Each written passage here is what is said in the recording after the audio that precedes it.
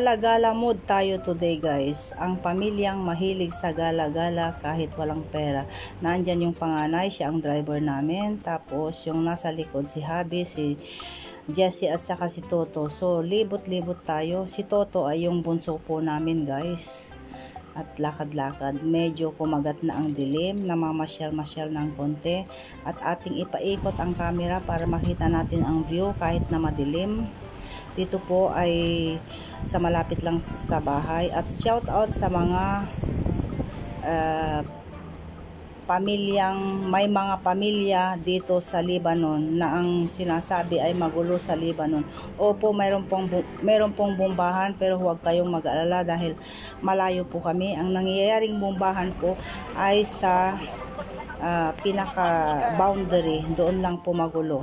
Kung baga sa Bisaya, nasa Bisaya kami, nasa Luzon kami, ang bombahan ay nasa Mindanao. Ganun po kalayo. So, huwag pong mag-alala. Kung alam nyo ang pamilya nyo ay nasa Luzon, ang Mindanao po ang magulo. Ganun po. So, kain po tayo guys. At pagkatapos ng kainan ng konti, nagkape po kami. Kape po tayo. Ito yung masarap na mapait na kape dito sa Lebanon. Eternity later. Agoy, dito tayo pupwesto, parang maganda ang ang anggulong ito. At tayo nakapagsampay niya na 3 beses na work yung ating machine. So, what's up guys? Kwentuhan tayo, parang in the mood akong magkwento. At isishare ko lang sa inyo ang magandang news. You can say magandang news para sa akin dahil wala na po tayong trabaho. So, nung mga nakaraang vlogs po natin, na-share ko sa inyo na tayo'y nakahanap ng trabaho at tayo'y nakisabak sa mundo ng pagtatrabaho. Alam nyo, ang buhay natin, kuminsan iniisip natin kung ano yung makukuha natin, or kung minsan ginagrab natin yung bagay na akala natin makakabuti sa atin. So what I'm trying to say is that matagal po tayong hindi nakapagtrabaho. So sabi ko sa sarili ko, nung may nag-offer sa akin na magtrabaho, sabi ko magtatrabaho ako. So yun nga po, hindi ko inisip or hindi ko tinanong sa aking sarili, kakayanin ko ba ang trabahong yun? Parang nabulag ako sa katotohanan, parang yung bang malaki yung aking kikitain, malaki yung aking sweldo, kaya yun grinab po natin, nagtrabaho tayo, pero hindi ko inisip na kakayanin ko ba yung trabahong yun. So ang nangyari, as you know guys, nakapag-share din ako ng mga videos nitong mga previous vlogs natin na, and at the same time, dahil sa pagtatrabaho natin is that medyo napabayaan natin yung ating YouTube dahil wala na pong time, naging busy doon sa trabaho, and at the same time naging busy din dito sa bahay. So to make the long story short is that natapos po yung 1 buwan natin at tayo'y wala ng trabaho. Ay grabe, nakakapagod guys. Oo, nakakapagod ang trabaho dahil alam niyo, sa totoo lang, kung matagal kang yung bang kuminto sa pagtatrabaho, yung bang parang naninibago ka, yung bang ganon.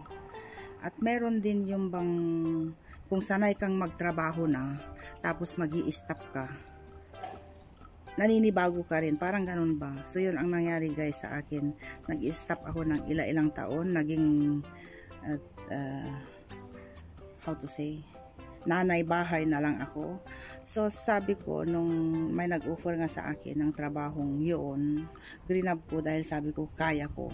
At least, sabi ko sa sarili ko, makakatulong ako sa aking asawa.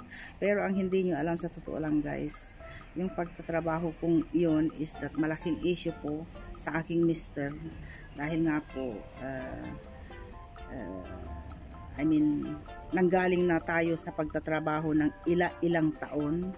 So sabi niya, mag-stay ka na lang sa bahay. So yun nga, naging nanay bahay na tayo ng ilang taon. So nung sabi ko magtatrabaho ako, naging issue yun sa amin ng aking mister. Dahil nga, siyempre nagkakaedad na tayo. Sabi niya, hanggat kaya ko pang magtrabaho, ako na lang magtatrabaho, sabi niya. So yun, napahinto tayo ng ilang taon. At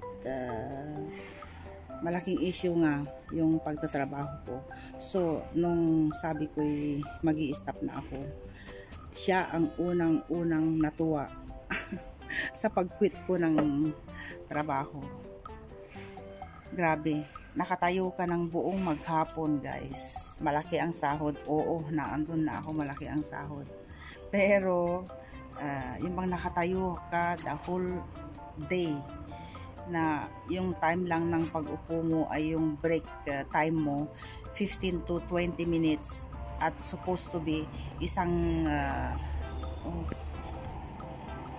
naputol kanina yung ating kwentuhan, guys, dahil bigla na lang nakita kong 0% ang ating battery. So nandito na tayo sa kusina.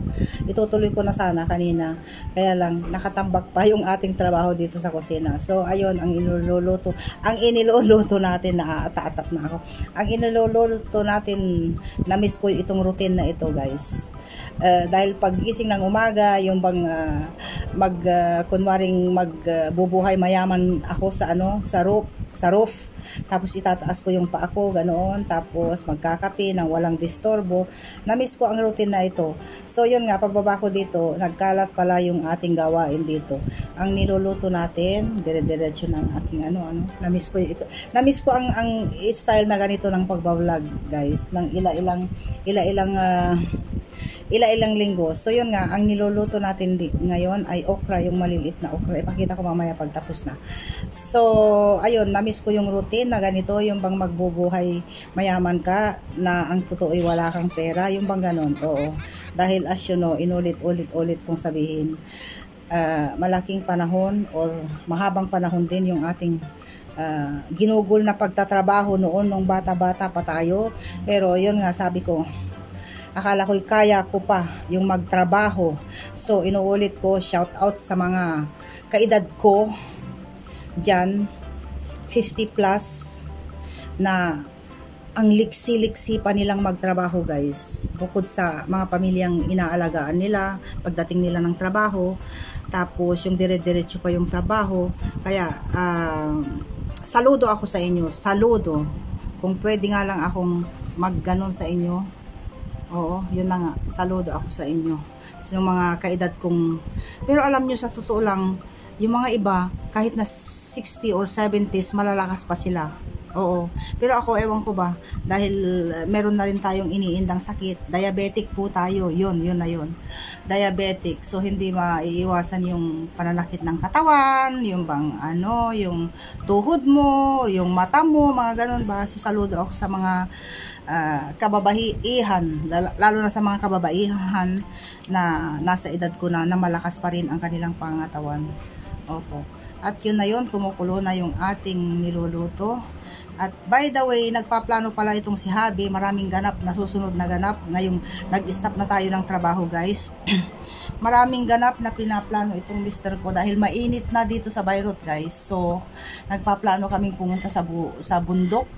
At doon natin ikukontinue ang ating buhay dito sa Lebanon. At by the way, sa mga nangyayari dito pala sa Lebanon, guys, yun nga, nasabi ko na ang kaguluhan most of the time, na pag sinabi nilang may bombahan or may putukan, may gera, ganoon, ang kaganapan ay doon lang sa pinaka-boundary. Dito sa loob, bibihira po. Pero ang sabi nila, bali-balita, pinaplanong tatargetin daw, magpapasabog sila dito sa may loob, dito sa may Bayreuth. Pero wag naman sana, dasal-dasal lang tayo. Kung ganun ang mangyayari, pag pinasabog or naglagay sila ng mga paputok or pasabog dito sa Bayreuth,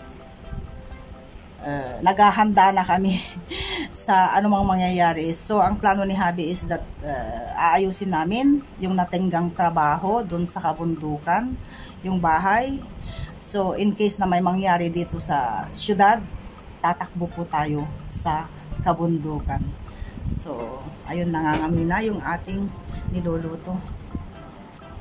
Ito po ang food for today. So, isang kaserola yan, guys. Paborito ng mga chikiting. Yung maliliit na okra.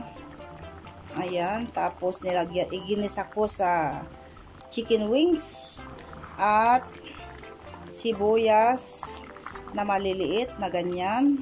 Ayan. Tapos ginisa natin sa coriander at bawang. Yummy, ang sarap po.